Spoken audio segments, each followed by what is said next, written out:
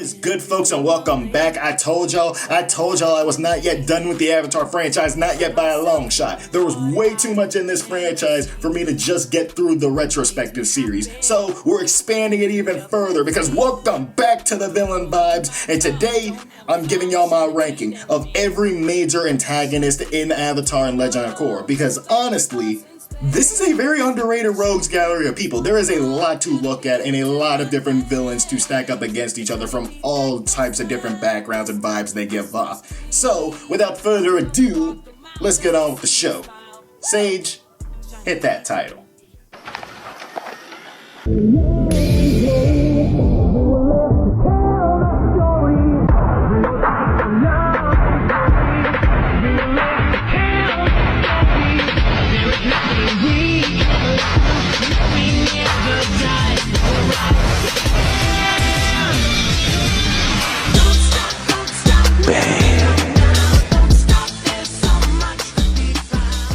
So, right off the bat, I'm going through all of this in chronological order, or as close to chronological order as I can get it, alright? So anyway, Zuko.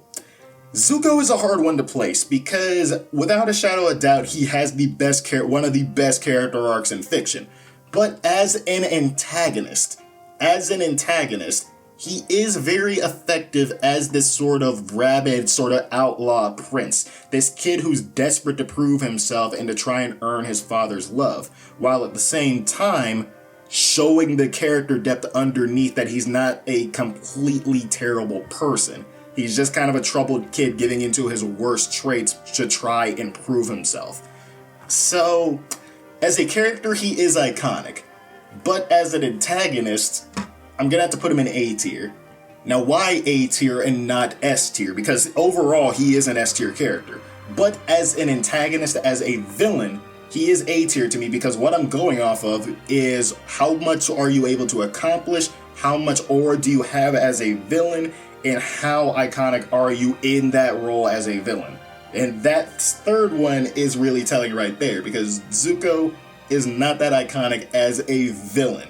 His entire arc is going from that villain to becoming the rightful heir to the throne, the noble prince that he always was underneath.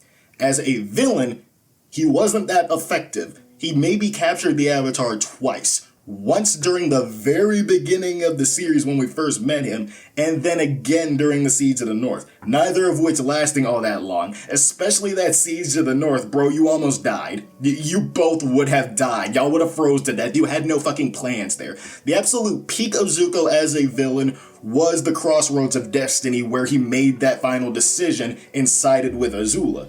But as we see right after that, that was a major catalyst in turning him back to the good side, because he was not fully sure of himself when making those decisions, and he is mentally tearing himself apart over that very decision. So I cannot confidently put him in S tier as a villain because overall he wasn't that consistent as a villain. Alright, so now Admiral Zhao. He is B tier. Like, he is an effective villain. I like him a lot more than I like most villains because when it comes down to the cutthroat nature of the Fire Nation, really showing this need for validation and need of glory, Zhao does a phenomenal job at that. The fact that he undercuts the fucking prince that he is in theory, supposed to be serving, but doing this for his own ends, cutting him down in the sake of his own advancement, it's a really interesting character, and I do find him entertaining, especially his entire goal of killing the moon, just to have that glory, just to have that title of Zhao the Moonslayer. He is an effective villain for what he is, especially when it comes down to the militaristic nature of the Fire Nation. He does a phenomenal job at showing that, especially his contrast to his mentor Zhang Zhang. Next up is Jet, and I've recently done a video talking about this kid because honestly he is one of the most underrated characters in the Last Airbender series because he also does a phenomenal job at showing the after effects of war, along with somebody else who we'll be getting to later on in the video. But Jet is our first major introduction into not everybody going against the Fire Nation is a good person. Or at the very least, not every villain we encounter is going to be a Fire Nation person. So Jet does a really good job at that, at showing this radicalized kid who just got mentally torn apart because the Fire Nation took everything away from him. So now he just wants to burn everything with the Fire Nation to the ground, no matter who it is, because in a total war, there are no innocents. He was innocent, but the Fire Nation took everything away from him, so all's fair in love and war. And what makes Jet's story really tragic is just how young he is. Like, he is about as old as Sokka is. He is just a kid. And he gets taken out by this. He gets so obsessed with the Fire Nation that it eventually brings them down. Because the Dai Li capture him because he is rambling about the war and everything. They fucking brainwash him, and then they take him out when he becomes useless to them. Like, that is a tragic end to this kid's story. Holy shit. We might have to send him out to the fucking clinic here, the brain clinic. Get him fucking checked out. Speaking of villains who blur the lines between bad guys and good guys, we have the General dude. He's okay. He is mid-tier. I honestly do not remember your name, but I do like the episode that surrounded you with you trying to utilize the Avatar state as a weapon to the Fire Nation, because we are wasting all of these lives when the Avatar could just go into the Avatar state and take out the Fire Lord then anyway. Which, okay, yeah, that is a fair enough military strategy, but it's not exactly a smart decision in the long term. Which, okay, yeah, that puts him at mid-tier because he is effective, but he is not memorable in the slightest. Okay, first S tier, Azula. I think we all know why Azula is on here. I've also done a video on her. What is there to really say about Azula? What is there to say about her? Like, she is a phenomenal antagonist throughout season 2 and season 3. She is a phenomenal contrast to Zuko as the prodigy child, but not the actual heir. But the Fire Lord kind of wishes that she was, because she's the actual heir that he wants. She's the child that he's actually proud of. Her manipulation of everyone around her to get what she wants, all climaxing in her taking over Ba Sing Se, that is such phenomenal character work right there, and it really shows just how attuned to this Azula is. It adds to her level of menace that every situation she's in, even if she's at a disadvantage, she's in control. She's in control of this because she has backdoor options. She has smoking guns that she's ready to pull out at any time.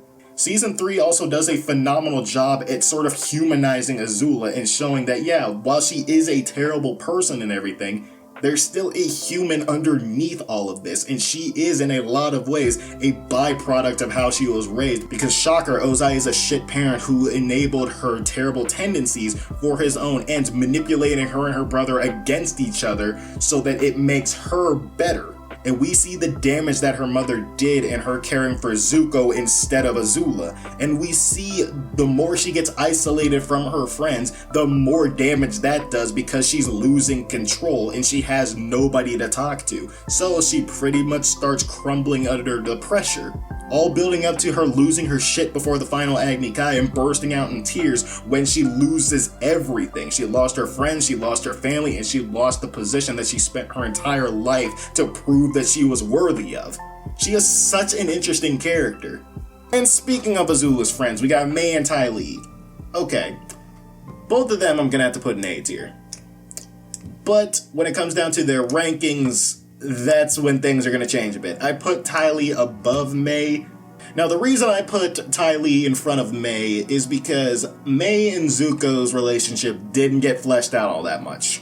Or at least I don't think it got fleshed out all that much. She has that one moment with Azula, and then that's kind of it. That whole, I love Zuko more than I fear you. That's a cool moment. But your relationship didn't get fleshed out all that much, and if we're going off of the comics, it doesn't go anywhere anyway. Ty Lee, on the other hand, she's got a bit more to her because her need for identity and everything, because she is, I forget how many twins she has, but she's the only one without a pair, so she's kind of on her own. And her need for validation and acknowledgement of her existence kind of feeds into Azula's whole manipulation. And which, like, their relationship is completely toxic as shit. But it makes it all the more interesting in terms of how it characterizes Azula, both as a monster and as a human underneath, because her dynamic with Ty Lee, seeing all these people finding Ty Lee attractive and everything, that making her feel jealous and inadequate. And I really like that whole dynamic they have in the beach episode, because it fleshes their friendship out a bit more past the obvious toxic shit that Azula has been doing this entire time. And because of all this set dressing, it makes Ty Lee's eventual betrayal of Azula hit all the more, because yeah, she's finally standing up for herself, because yeah, you deserve better. And her finding herself with the Kyoshi warriors, the irony in it, but also finding her own sisterhood in a way. I really like that story. Next up, I want to talk about the Fire Lords that came before Ozai. I want to start with Sozin. As an antagonist, there's not that much to him, but as a setup, he is effective. I really love Fire Lord Sozin's motive for starting the 100 Years' War. The typical white man's burden colonist mentality of, oh, it's our duty, it's our responsibility to spread technology and progress through the rest of the world, whether they want it or not. In his whole contrast and story with Roku, both of them growing up together as citizens of the Fire Nation, one destined to be Fire Lord, one destined to be the Avatar, and them eventually coming into conflict over their different views on how the world should go. It's a really effective story and creates a solid parallel between Aang and Zuko that's been getting set up since season 1 of the series.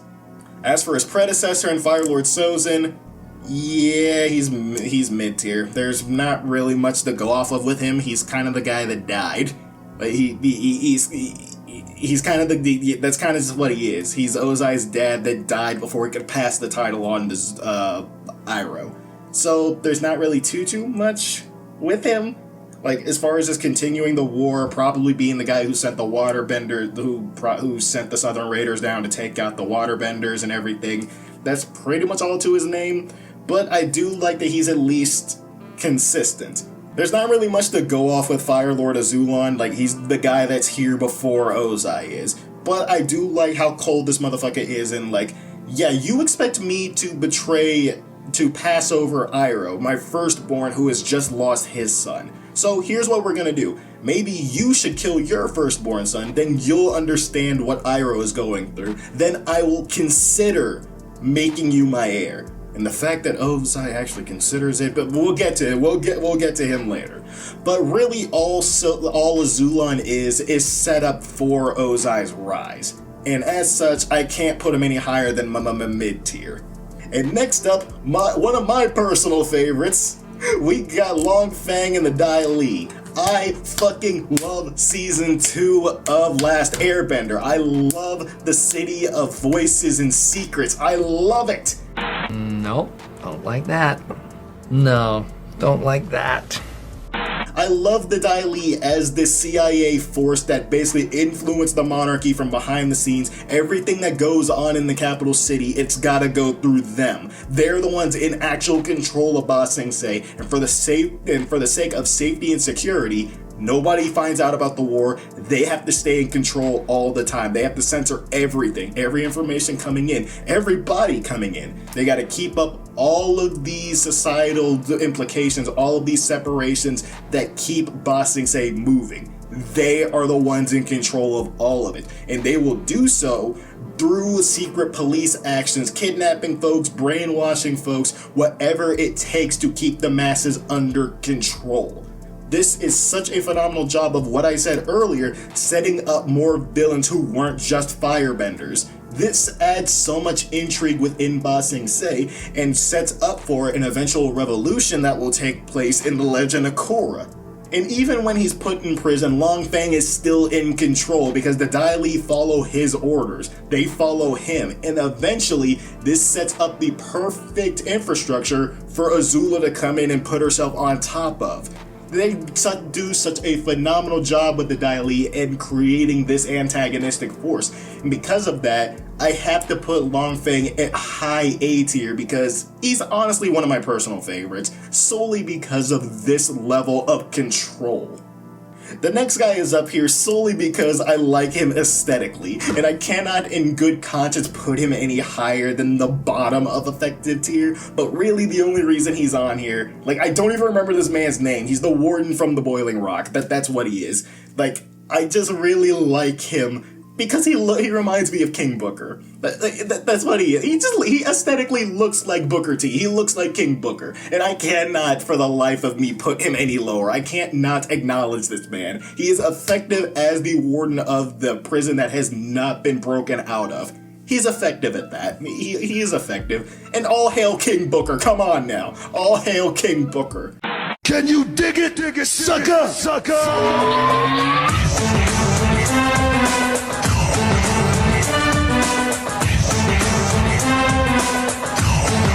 Speaking of effective, we got Combustion Man, who is going at the top of C tier because when it comes down to aura and presence, nothing beats Combustion Man. None of these guys before him beat him. A dude with a metal arm with combustion bending, exploding shit with just his mind. The implication that he needed that metal arm because he blew himself up. And he's still freaking standing here. Man put up an absolute menace of a threat against Team Avatar. This took so much ass pulls for them to beat this man. It literally took Boomerang coming out in clutch in order to take this man out for good. This man is an absolute menace to society. Sparky Boo Man don't fuck around with his money, and you are not canceling a job on him. You paid him to take out the Avatar. He's taking out the Avatar whether you like it or not. This is why this man is up here. He is effective. He does not need to say a fucking word to get the job done. He is here to lay bodies down. And I would love to get an anthology following this man before Last Airbender. I would love to get a short, like, 1-episode anthology about this man. I don't care. I don't care. Give me more Sparky Boom, man. He's just standing there, menacingly. Okay, next up we got Hama. Of course, Hama is gonna be a top tier because it's fucking Hama. She is the concept that Jet brought up, taken to its next conclusion. Hama being the victim of a genocide that pretty much pushed her over the edge into becoming this blood-bending witch in the woods, taking innocent people and forcing them to live in the same conditions that she had to live through. Honestly, it is such an interesting story, and it's really tragic at that.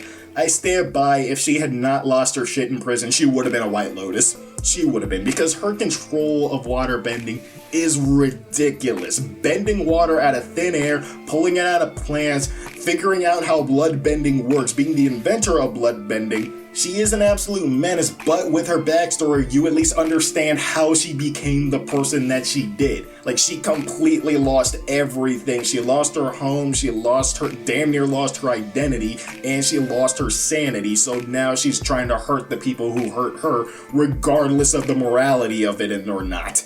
And the final villain of Last Airbender, we got the Fire Lord, the guy who the entire show was being built around. And of course, I had to put him in iconic tier because, like I said, the entire show was built around him. We did not see this man's face until season 3. But his presence was felt throughout the entire show. The entire war, he was continuing. Every firebender had to answer to him. You see the effects this man has had on his children. That outweighs any character depth that he would have needed. Because at the end of the day, it's not about him as a character, it's about him as an obstacle. And they built this man up to be an absolute fucking obstacle. This man was a menace. This man has one element at his disposal, and he was able to hold his own against the fucking Avatar. Granted, he had the comic buff, but still, this is the man who Iroh was convinced, yeah, I don't think I can beat him. I'm not sure if I can beat him. This is Iroh, by the way, the guy who bust a hole through the walls of Ba Sing Se. This is him telling y'all, yeah, I don't think I can beat him. I don't know if I can. And I believe him. Ozai is in his fucking prime. This man is a menace to society. And this man's effects on his family make him an absolute scumbag. The absolute worst scum of the fucking earth. Abusing his children to the point where they are mentally broken and physically scarred. This is the man who challenged a child, a 14-year-old child, to a death match because he dared to have sympathy for the troops they're sending out to die. This is the type of man we are dealing with. This is the type of villain that I love to see get built up because it's all the more satisfying to see him get knocked on his ass over and over again.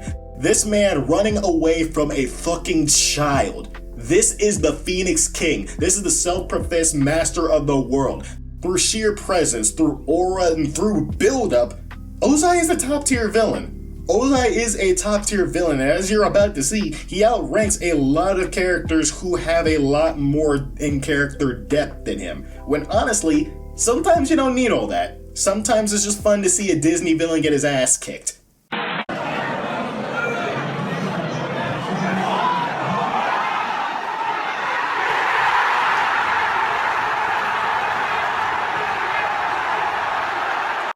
Alright, let's get into the core villains, and as y'all are about to see, more in-depth characters doesn't necessarily mean more interesting. So right off the bat, yeah, I don't even remember who the hell you are, so you're mid-tier. Like, you were okay. I liked you standing up to Amon in the end when you found out he was an actual bender. You at least stood by your convictions. So, fair enough, but other than that, Lieutenant, I think your name is, yeah, you're down here with the rest of them. You're down here. You don't even get that much character. Like, come on now. Amon, yep. I stan Amon. Amon is my favorite. This dude's level of aura is immaculate. And I mean fucking immaculate. This man's design is peak, Steve Bloom never fails, and his motivation, while inconsistent, it is a pretty good job, especially in context to his backstory and everything, him being an abused kid. Oh shit, I forgot to put Yukon on the list. Fuck. Okay, hold on. Shiny teeth that twinkle, just like the stars in space. Shiny teeth that sparkle. Okay, fixed it. Anyway, back to Amon. His motivation is inconsistent, but in the context of his story, it does make sense. This man sees bending as an ultimate tool of power, but also a tool that inevitably oppresses people. And his entire goal of, yeah, I'm not gonna let anybody get oppressed ever again, yeah, him eventually becoming the same type of evil that he was fighting against. Eventually just full scale becoming his father. In a lot of the same ways, his brother Tonrock did. I will also put him pretty high because I really love the brothers' story in this. Their self-fulfilling prophecy of becoming their dad. They both saw the abuse that bending can cause. They both swore never to let something like this happen again, but they both ended up perpetuating that very same cycle of abuse because hurt people hurt people. And both of their parallels in how they took over Republic City really paralleling their dad's and his methods of taking over. Amon, through action through the people, through appealing to the people, pretty much bringing in power, and Tarlock taking control behind the scenes, getting enough people in his pocket to where they'll support him whatever he does. I really love these two as parallels and as basically echoes of their father. Their father turned them into him whether they realized it or not. Speaking of which, Yukon, you are incredibly effective. You are a very effective mob boss character, and I really wish we explored more of this. Like, this is Republic City. This is basically an analogy to 1920s, 1930s New York. So it kind of makes sense we need more mafia characters out here. You are really effective in that, and especially you're the most powerful bloodbender we see. You are. I thought Amon was more powerful than you, but as people keep pointing out, you bent an entire room full of people just by looking at them. So you know what? Fair enough. Fair enough. You A tier. Asami's dad, you were okay. Yeah, you were okay. I think I'll put you at mid tier. Yeah, about mid tier. Because, yeah, you blend pretty well into the story, into being the guy who funds this revolution in the first place because you hate benders, because your wife got killed by a firebender. Okay, yeah, fair enough. And I like you and Asami's arc going forward. You just don't have that much character presence. Like, after season 1, we never see you again until basically when you die. So, you can get mid B tier. You did your job effectively. Okay, Varrik. I love Varrik a lot. This man is getting A tier. All I'm saying, I don't even know why I have him on this list, actually, because he did nothing wrong. He did nothing wrong. What's a little war profiteering? I see no problems here. It's just business, man. It's just business. It ain't nothing personal. This man did nothing wrong. What war profiteering? He's just doing a business. He's trying to make his business grow. I see no problems here. Here comes the money. Here we go. Money talk. Here comes the money. Money, money, money, money. Dollar, dollar. Dollar, dollar. Ching, ching, bling, bling. Cut the chatter. You ain't talking money, then you're talking no matter. The twins were ass. The twins sucked. They can get out of here. I fucking hate Eska. I hate her with a burning passion. I hate that season so much because so much of it was just Bolin getting abused by Eska for comedy because, a man's getting abused. That's funny, right? That's funny, right? A man can't be abused, so this is funny, right? No, it's not. It's not. Get this shit out of here. I'm tired of her. She can get the fuck out of here.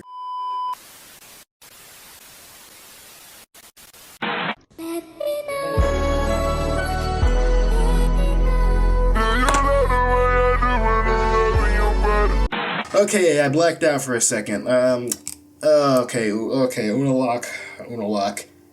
You could have been something. You could have been something. Honestly, you deserve a video of your own, because you have top-tier manipulation like Azula does. Because the entire situation leading into you becoming the Dark Avatar, that is phenomenal levels of manipulation. You get the Avatar on your side, get her to do everything you possibly need her to do to eventually overthrow her as Avatar. Honestly, that you are a top-tier strategist in the show. Somebody who is far stronger than you, but you were able to outclass again and again and manipulate behind the scenes and get her to do what you want and put her at such a disadvantage that you are able to end the Avatar cycle. In all honesty, you should be up here with the rest of them. But it's the flying carpet that really brings you down because your motivation just was not fleshed out enough. It was not fleshed out enough. In particular, how it lines up with the flying carpet over here. Because your entire idea is balance and leading the new world into a spiritual age. How the fuck does you becoming the spirit of darkness and destruction lead to that goal? How does that work? So because of that, I gotta put you down here. You and said flying carpet, because you really bring down the lore. As much as I love Avatar 1's story, you bring down the lore significantly and make it a lot less interesting. Because creating a polar morality scale of good versus evil, it really makes the world feel a lot less interesting and pulls a lot away from this sort of Eastern influence that you were going for in that the series was going for in the first place. This idea that spirits aren't exactly good but aren't exactly evil either, they just are. This really kind of counteracts that whole point when you introduce basically God and basically Satan analogies. Not to say that Judeo-Christian beliefs are necessarily uninteresting or anything like that. I'm saying when you're setting up one thing and then you segue that into a different thing, it kind of creates a tonal conflict a little bit. It kind of creates a tonal clash and lore inconsistencies. So, yeah, no. And plus, you don't have any character outside of just being, I'm the spirit of evil. That's it. That's what I'm here for. Yeah, no, you can get in the trash bin too. Okay, the truth sayer, yeah, trash. Because I don't remember your name. You're here to introduce the Red Lotus and then immediately die.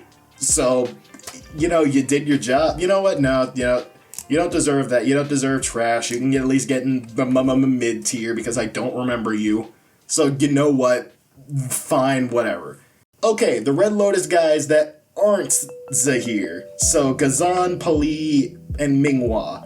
You guys are solid. You guys are effective. You guys are effective antagonists. But the thing that holds you down is you guys don't have a lot of characterization. We don't get the why for why you guys are in this group or your own personal beliefs. You guys have a lot of chemistry and have a lot of implied history. The issue is, it's history that happened off screen and I would very much like to see it. Anthology series, please feed me, Paramount. I am asking, I am begging. I will gladly pay for it. Are y'all allergic to money? But as far as their rankings on the list, okay, they all get A tier, but there's gonna be some specifics here.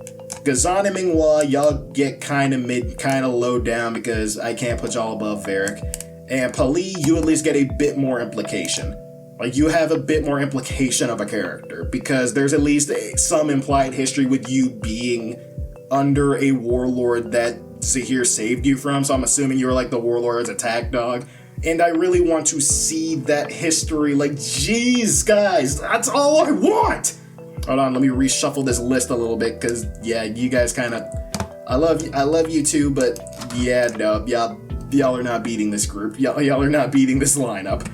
Okay, and as for you, Zahir, as much as I think you are an absolute idiot who didn't think any of your shit through, as much as I fundamentally disagree with a lot of your outlooks, or at least the way you're carrying out your outlooks, I cannot deny that you're an iconic villain. You at least have a solid motivation and a solid philosophy built into the show. And yeah, an evil airbender, I will give you that. That is a level of sauce that has not been matched. I'll give you that. Even if you are a fake-ass airbender who gets outshone by people who actually know what they're doing. Like, okay, I will give you this. You're at the bottom of S tier. Like, you're like high A going into S tier. But you can at least have that spot because you're at least consistent in your beliefs. Alright, Earth Queen time. You are effective. You are the most effective villain because you prove Zahir's point. You do a phenomenal job at proving Zahir's point that the world being run by monarchies who can do whatever the fuck they want just because they were born with that level of power and influence, meanwhile being the absolute worst of humanity. You pretty much proved this point.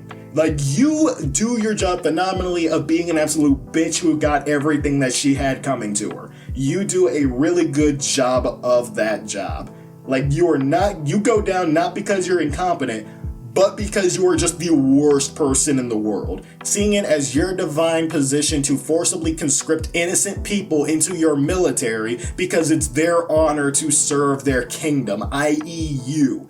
Yeah, really good job. All of the poverty and everything that still strike the lower rings of Ba Sing Se and the rest of the Earth Kingdom, forcibly while still taxing the hell out of them, getting as much money as you can out of them so you can get more gardening work done, so you can get even more tapestries throughout your palace. Yeah, no, you deserve everything that's coming to you. The revolution will not be televised because, yeah, no, we've done enough talking. You're getting out of here, my man. You're getting out of here, my friend. You can get on the fuck out of here. You are the most effective villain on this list. And lastly, we get to Kavira.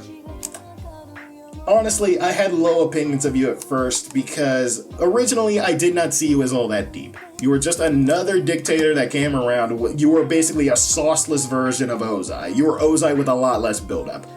But upon looking closer into your story and looking at the Napoleon parallels, cough, check out my last video, cough, I gotta put you at A tier. I gotta put you at A tier. You were a solid antagonist. The only thing is, you're kind of a sloppy parallel to Korra. It's still some there, but you're kind of sloppy. And their attempts to make you a sympathetic character just really didn't work. Their attempts to make you a bit more sympathetic towards the end just really didn't work. Okay, I get it, your parents abandoned you and everything. You were putting people in camps.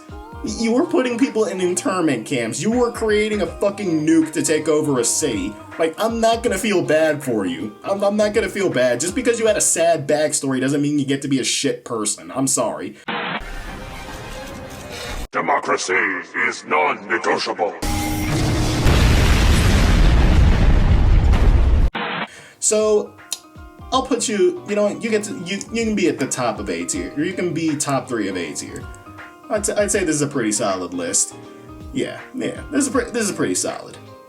Honestly, the big thing that I love when discussing the villains of the Avatar series is this debate that's been going on between the Last Airbender fans and the Korra fans over whose villains are better. Is it better to have villains with actual character depth and motivation, or is it fine to have villains just be villains, to just be Disney evil and do that to the best of their abilities?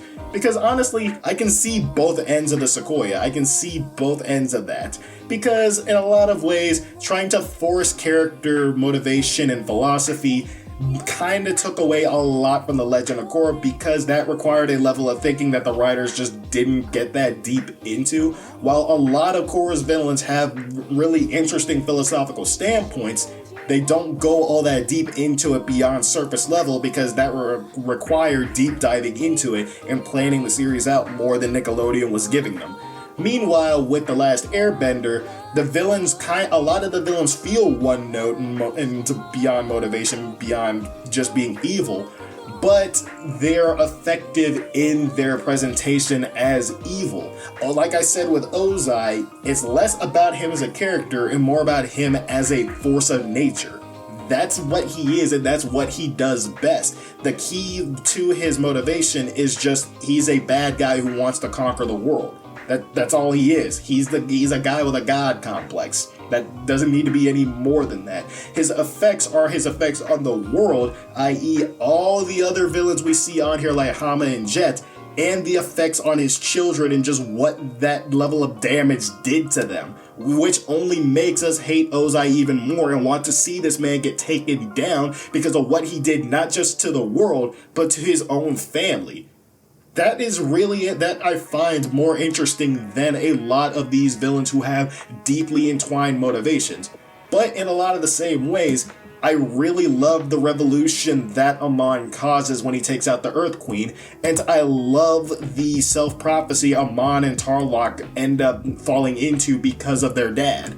That's what makes the Avatar villains really stand out to me, is that they have that good mix of character depth but sometimes simple. But that's just my opinion. If y'all disagree, let me know down in the comments. What would y'all change about the list? I know I probably should have taken out Varrik too, because Varrik did nothing wrong. He did nothing wrong. What's a little attempting to topple the Republic City government? What attempted murders? What attempted murders? He's the best guy around. This is not the time to criticize. I can't work with you blaming shit on me all the time. This is not your fault. This is not your fault. No. Bullshit, Mike. Everything's your fault. But anyway, folks, if y'all enjoyed this video, be sure to hit that like button and hit that sub button for more. But for now, I must bid you all adieu. So goodbye. Good night. Sage out.